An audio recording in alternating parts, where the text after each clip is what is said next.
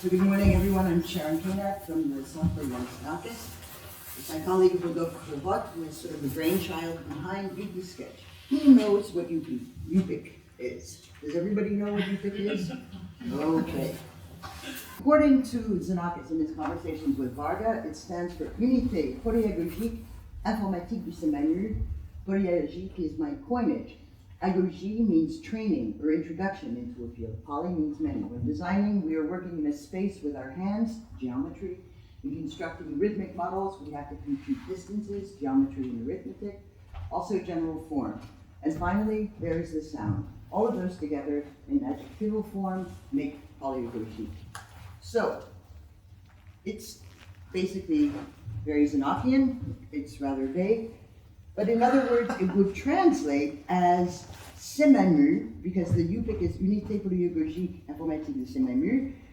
In English, it would stand for SEMAMU's Computerized Polyagogic Unit. But this polyagogique sort of implies the expressiveness of music, but also the training. And so when we were talking all through yesterday and probably the rest of today, our goal in this project is to increase audiences for new music. And I think if we do it from a training level, from kids onwards, we're heading in the right path. So the UPIC was developed by Xenakis' research lab, which was originally called MMU in the 60s, that later became the CEMAMU, the Centre d'études mathématiques. And in the 1980s, 1985, under the direction of Maurice Fleuret, who was a great devotee of Xenakis and was the director of music at the Ministry of Culture, they created a second nonprofit organization called the Atelier UPIC. And the Atelier UPIC was there to promote basically this UPIC machine because it was extremely successful. People just sort of jumped on it at the time. And Yannis was very frustrated because it was always on the road and he couldn't work on it himself. And so the ministry decided to create the second entity, which would have the machine because it was quite expensive at the time. It was like maybe what, $250,000 or something like that to create. And so there would be one that would be on the road and one that would stay in Paris in the research lab. And this is what it looked like in like 1991. So you have this graphic table because it's all about drawing music. It's a musical drawing board. So you have this graphic table. Remember, Xenakis was also an architect, and so it really looks like an architect's table, connected to a PC with a terminal. And down here you see the hardware that was developed within the SEMAMU, and then, of course, speakers to broadcast. All of the drawing is done by an electromagnetic pen. So why create a drawing board for music? Xenakis says, at the time, more or less when it was being done, but this is something that he's reiterated several times. In retrospect, I think it was more natural for me to draw. Sometimes I drew and my drawings represented musical symbols. I knew traditional music theory, but a freedom of thought could not happen to me like that. I was convinced that another way of writing music could be invented, so I started to imagine sound phenomena using drawings, spirals, intersecting planes, etc. Most of you are composers, right? How many of you have never drawn an idea, a musical idea, when you're writing, when you're thinking, you're traveling, you're in a plane, you're in the train, and you've got a musical idea and you sketch it down. Drawing is kind of the natural, the hand, Yannis said, the hand is the organ the closest to the brain. And so this idea of drawing music was something that, for me, had a twofold justification for him. On the one hand, he said somewhere that when he was young, to understand Bach, he would trace out on graph paper Bach scores. I never found them in his archives, but I did find some. For example, here, the Deux Chants of Ravel, Chopin Nocturnes. There's a way when you visualize what's happening in the music in a graphic way, you get a comprehension. You get a comprehension of it. Also, you see the very Xenakian idea of continuity between the pitches, that there would be like blisses between this. And this was a big theme in Xenakis' thing. Xenakis is well known and it's very well documented. Unfortunately, this book, I was very honored to co-curate this exhibit back in 2010, done for the Drawing Center, not another museum, not a music museum or something, the Drawing Center, which is based on drawing, where we did an exhibit of Xenakis's preparatory sketches and everything else. It's unfortunately out of print, but you can't download it, but you can certainly see it for free at this website. But the real challenge, I think, became apparent to Xenakis in 1953 when he was drawing out, sketching out Metastasis, his sort of breakout piece. And here you can see that, it's at that point that he started dreaming of a machine that would be able to make the sounds, rather than his drawing this, then having to transcribe it into traditional notation. He started dreaming of a machine that would be able to do this itself. So, the second reason I think behind Xenakis's wanting to create a machine to do this was as a pedagogic tool. Music and the arts in general are the supreme way to exercise human creativity, and they must be initiated as early as possible and continue to the end of one's life. So not only for children, but for adults, for anybody. He had this very sincere humanistic belief that our creative powers are what make us human, and that must be encouraged and exploited. And not everybody can have, because of cultural barriers, because of social barriers, because of all sorts of barriers, not everybody can go to the conservatory and learn solfege and this and that. And so by creating a machine where it's simply the act of drawing that will enable one to make music, we can put music making into the hands of the, as he says in a little documentary we'll see, into the hands of the entire population of the globe. Very modest. Here we go. Let's listen to what he says. When the Atelier UPIC, when Janis died in 2001, the seminary was closed by the ministry. The Atelier UPIC was still going on, and a few years later, in 2007, they did an audit, and they got rid of the old team and put in a new team, two of which you see here, with this mission. A simple redefinition of the missions, refocusing on the filiation of Xenakis's philosophy, ensuring both the safeguarding and the enhancement of the legacy of the 20 years of musical and technological creation in the history of the CCMX and the Seminary, as well as its teachings and its projection in the future, would likely bring a new meaning to the action of this center. So this is our goal. This is what we're there to do. When we moved from Paris to the University of Rouen, we realized that we had something like 40 linear meters of archival materials that had never been cataloged, never been inventoried. And so we're still going through this process because it's huge, it's huge. But we were able to find, for example, testimony from Xenakis himself, video testimony. They were doing like promotional films and everything else. So we really can be true to Xenakis's vision of what he wanted, how he saw UPIC's development. So let's listen to him. It's in French. Alors, l'avenir de l'UPIC. D'abord, la multiplication de l'UPIC par l'industrialisation. Ensuite, un transport de l'UPIC sur des PC, comme par exemple celui IBM AT. Ensuite, l'amélioration de l'ergonomie de l'UPIC. Ensuite, ajout de fonctions de transformation du graphisme avec des fonctions, des nombres complexes, transformation conforme ou algébrique, avec des fonctions par exemple déterministes ou probabilistes. Par exemple, des automates cellulaires et à tous les niveaux, y compris celui des échantillons. L'adjonction d'une caméra de saisie des dessins, y compris de la couleur. Et tout ceci dans le but de mettre l'UPIC à la portée de la population entière du globe, pour que l'homme puisse manifester sa puissance suprême de l'abstraction, car tel est son pouvoir le plus intéressant. So, I'm going to pass it over to Rodolphe now, who will tell you how we're trying to realize this vision.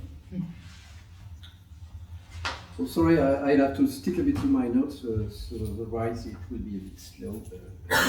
So since the closer of the CIMAMU. 17 years of worldwide software innovation have occurred, and the beginning of the adventure was in 2011 when the SIX initiated research about what remained in the software world of the UPIC idea. From these studies, UPIC seemed to be the only tool 40 years or 30 years later, decades later, to combine a synthesis engine with an accurate drawing tool, allowing for immediate feedback. We could also observe that the problematics of drawing sound sequences for electroacoustic music still constituted an important and active challenge, enough for being convinced to see the quantitative projects involved in this theme, which at least there is not exhausted, and to citation of some people involved in this kind of projects. All these considerations motivated the SIX to find solutions for developing new tools, bearing in mind the importance of drawing as part of the music composition workflow. One of the conclusions of this was two important features were that the interpretation of gestures should not be neglected, and for example, the on-screen representation of a handmade drawing should be faithful, and an immediate sounding and visual feedback should be obtained by a user's gesture. I would like to talk about music notation, because also it's the purpose. It's time we are talking about music notation. There's something very special for me. It might be stating the obvious, but it enables us to deal with complex structures. We don't have to use a huge amount of memory to deal with complex structures. We can organize very complex musical pieces with the help of a medium. So that's not the kind of thing we can do when we are blind, like say yesterday Jackie was the tactile project. And such and something very special for me is that with this technique, time has become spatial. So I don't know if it, but it's very important for me because it means that it's almost a magical process. You transform some. It's a really powerful invention. It's the basic of physics, and with this we can literally see the time. So I didn't come here also to talk about myself, but I think it can be useful to just explain a bit my background.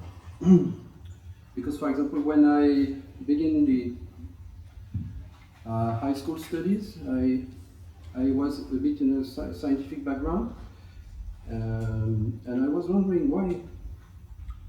Yeah, there was something with the ways we represent music in classical solfège.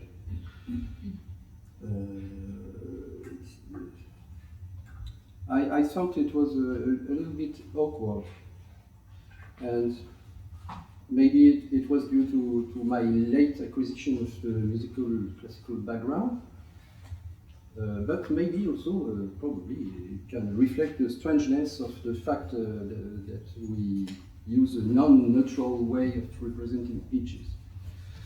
And I'm probably not the only one to be concerned by this problem.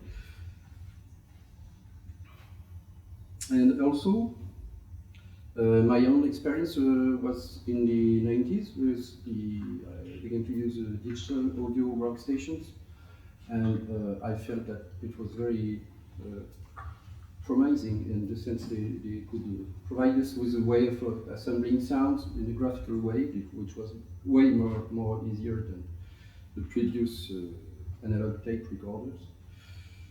And then later, with programs like Pro Tools, we could not only assemble sounds but also draw curves in order to describe the parameters of the effect applied to sounds.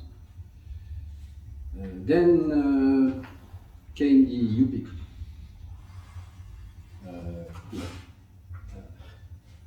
And the UPIC for me was restoring the natural scientific paradigm for pitch representation. So probably people here could tell if it has any pedagogical importance. I don't know, I'm not qualified for that. But there's something with this, I feel.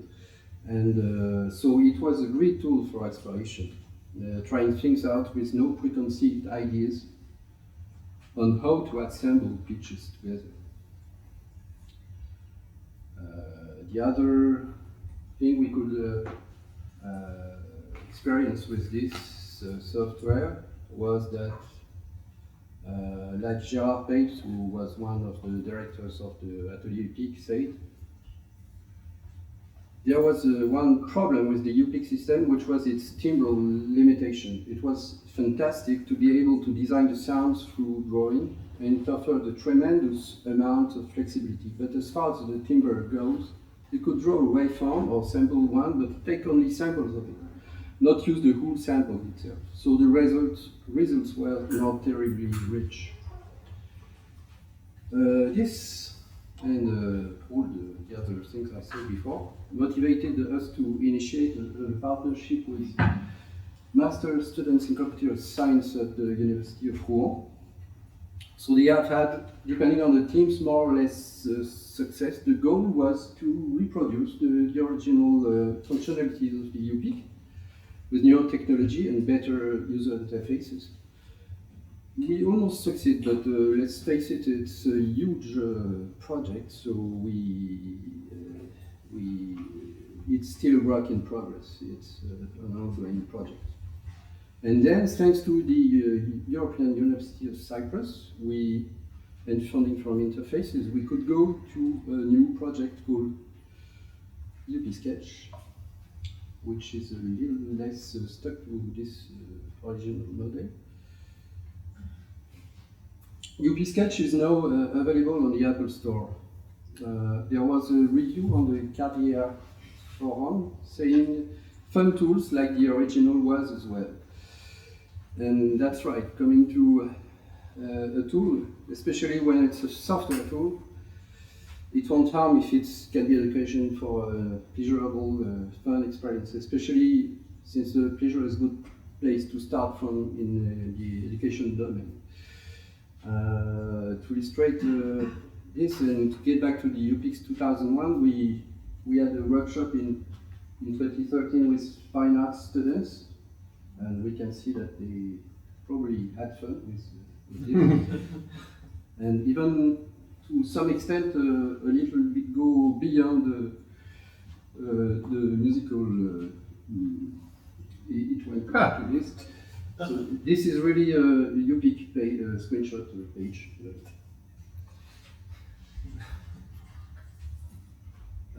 So I won't go too long in the technical details. UPISKETCH is a C++ application based on the Deuce open source library that simplifies the realization of cross-platform audio application. And I must thank also the fact that I'm not personally a senior engineer like Daniel here is, and who collaborated with me on the code for this application. And I must thank also Juice Library and the community for having made it possible.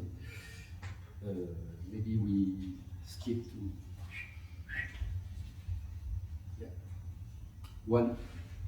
one of the things we will. This is a list for the next thing to do. One of the things.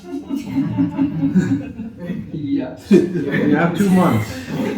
2 months. Get going. Yeah. Wait, this one is take a picture of that. So, Christos, when's the next new project? Okay, I just want to take a very quick time to tell you we were able to enact, and we'll go into this in more detail this afternoon in the workshop. But I want to give everybody who's here a 2-minute survey of our first workshops with kids that were organized thanks to ABIS and the European.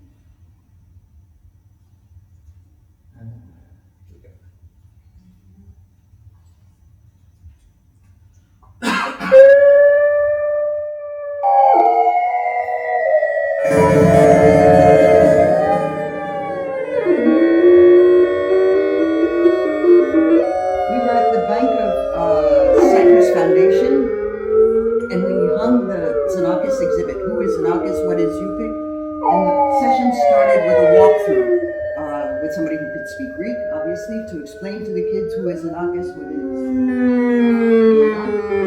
And the fact that it was interesting to see that the kids would refer back to the exhibit every once in a while.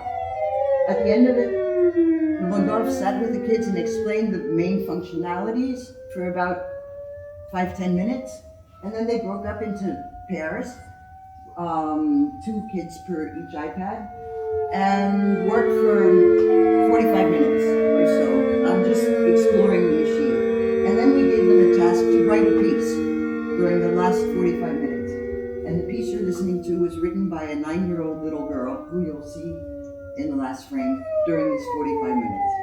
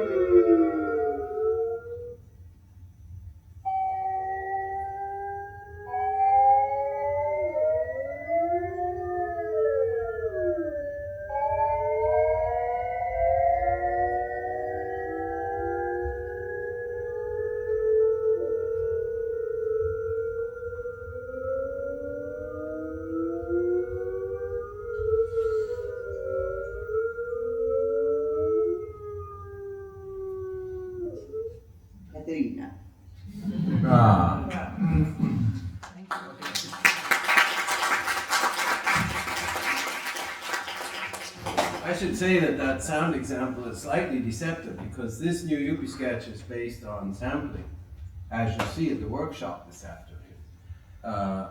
We had an extended introduction to it because we had a partners meeting in Nicosia right after that. And it's amazing how user-friendly it is. You'll find that out in a few hours' time. But whereas a 9-year-old made something that could have been made by Xenakis' daughter. No. Actually, no. We had that conversation yesterday. Don't walk away, you get questions now. Oh, right. Yeah. That's not necessarily what the sound is going to be of what you'll do in the workshop. To be continued when you go there. Who would like to ask questions of Sarah and Rodolphe? Obviously, we do have the workshop coming up, so you may want to reserve with Hans. I have a question to Rodolphe. You referred at the beginning of your talk to the way time would be represented. Oh, yeah. But I didn't quite get.